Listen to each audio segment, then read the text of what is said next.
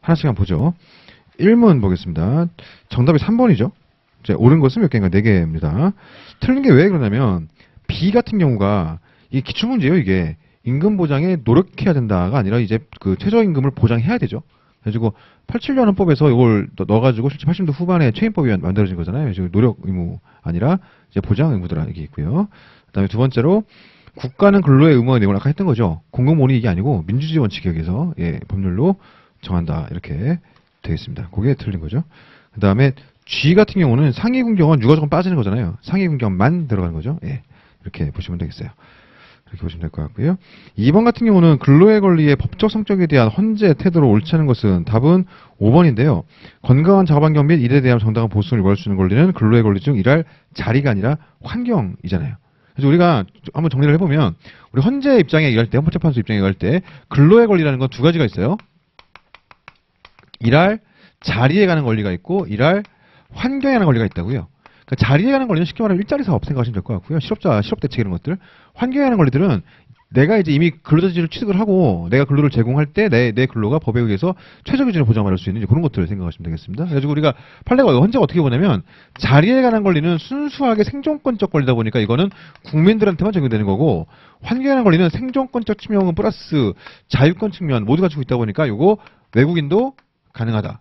심지어 대법원 판례 입장 불법 체류 외국인을 하더라도 가능하다. 판례가 이제 이렇게 보고 있죠. 그리고 5번이 틀린 게 되겠습니다. 이제 불체 외국인 같은 경우는 약간 이중적인데 근기법에 대한 보호를 받아요. 근데 출입국 관계법령에 의해서 지금 불법 체류를 하고 있으니까 잡혀가죠. 그래가지고 예를 들어서 일하다 다쳐가지고 병원에 입원을 해 있다. 그 문제가 뭐냐면 출입국관리소에서 잡으러 온단 말이에요. 산재는 되는데 이게 사실 좀 애매합니다.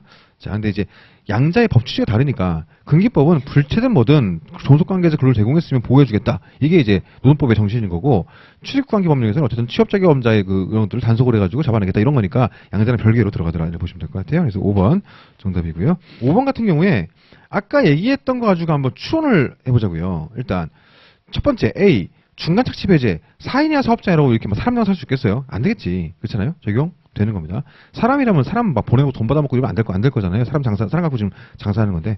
B 같은 경우에 법령 요리 등의 게시, 뭡니까? 근기법의 시행령 그리고 취업규칙의 내용을 게시, 비치하라고 하지 않습니까? 근데 10인 미만 사업장은 취업규칙의 작성 의무 자체가 없잖아요. 그러니까 필요 없는 거겠죠.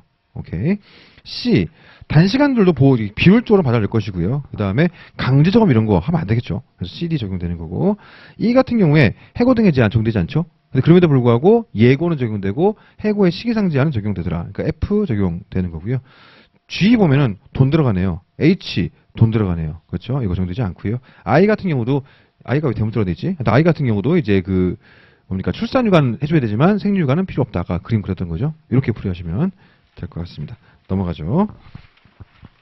6번 같은 경우도 기본적으로는 연인원을 가동일수로 나누어 산정하는 거예요. 그러니까 동그라미 1번 지문이 기본 원칙이긴 하죠. 이전 1월에 대해서 연인원 가동일수로 나눠가지고 산정하는 게 원칙이긴 합니다. 근데 그게 실제로는 중요한 게 아니고 실제로는 5인을 넘는 날과 5인이 안 되는 날을 비교해가지고 더 많은 쪽으로 들어가는 거잖아요. 예를 들어서 나눠보니까 5가 넘었다. 근데 5가 안 되는 날이 더 많은 거예요. 그럼 적용 안 되는 거고 이런 식입니다. 그렇게 보게 되면 3번이 정답이 되겠죠. 오케이. 그렇게 한번 비교해 보시면 되겠습니다.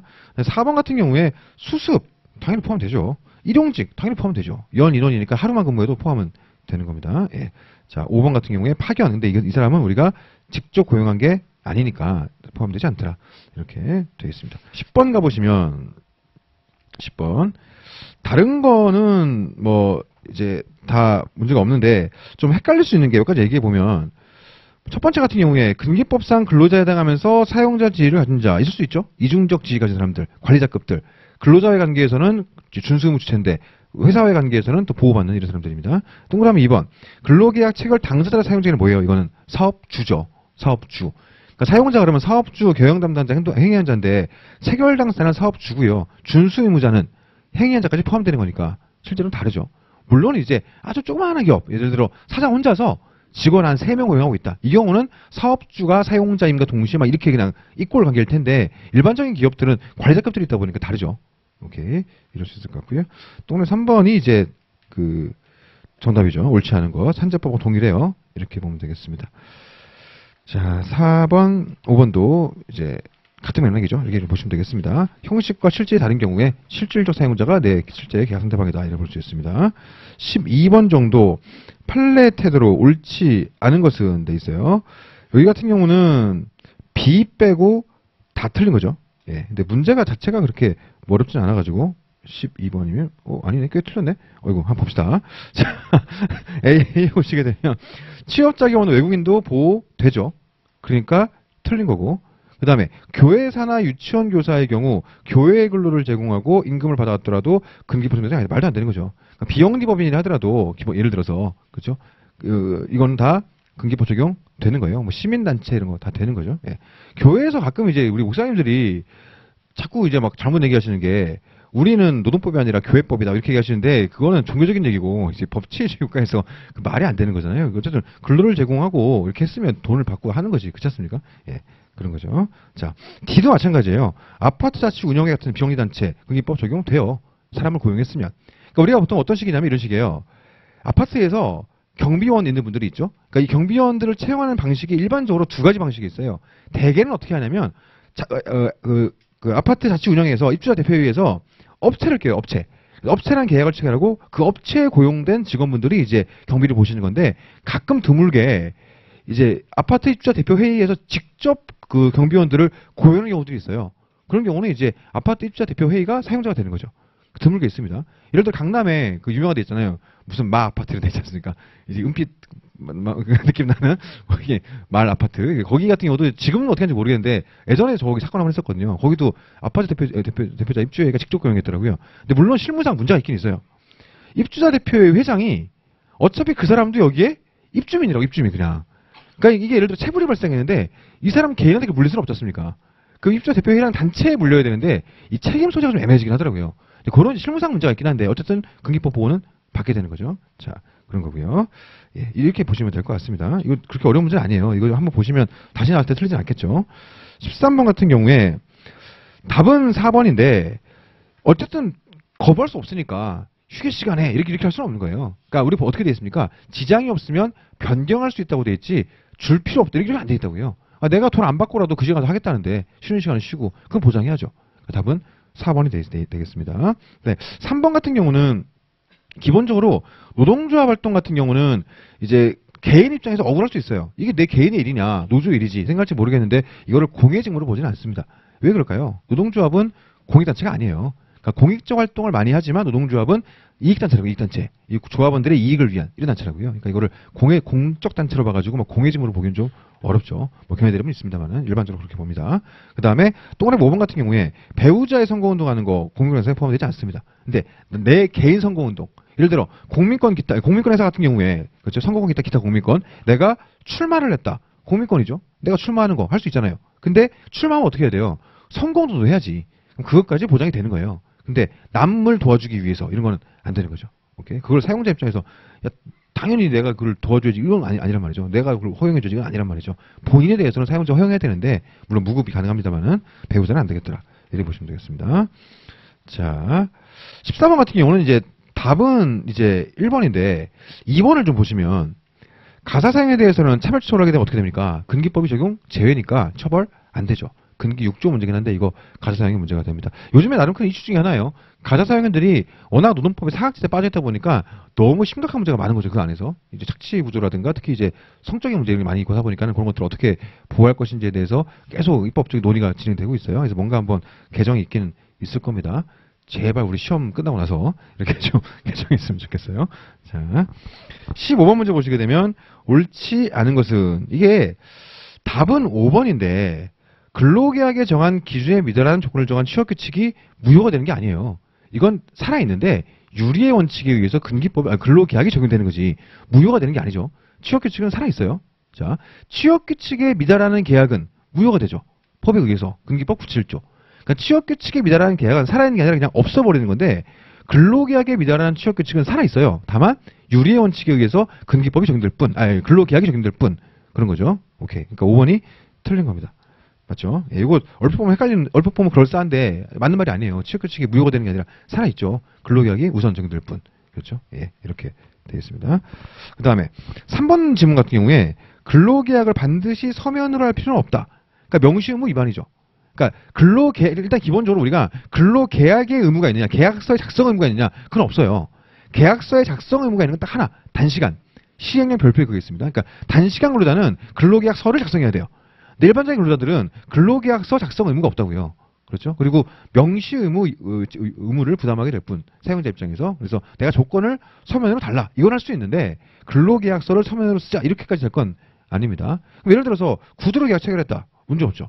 근데 구두로 계약 체결하면서 서면으로 명시된 임금의 구성항목, 뭐 계산항목, 지급항목 이런 것들 서면으로 줬다. 구두로 계약 체결하고 그건 서면으로 줬다. 그럼 아무 문제 없는 거예요. 근데 구두로 계약 체결했는데 서면을 주지 않았다. 이래버리면 명시 의무 위반이니까 처벌될 수 있죠. 근데 그건 그거고 계약은 유효하잖아요.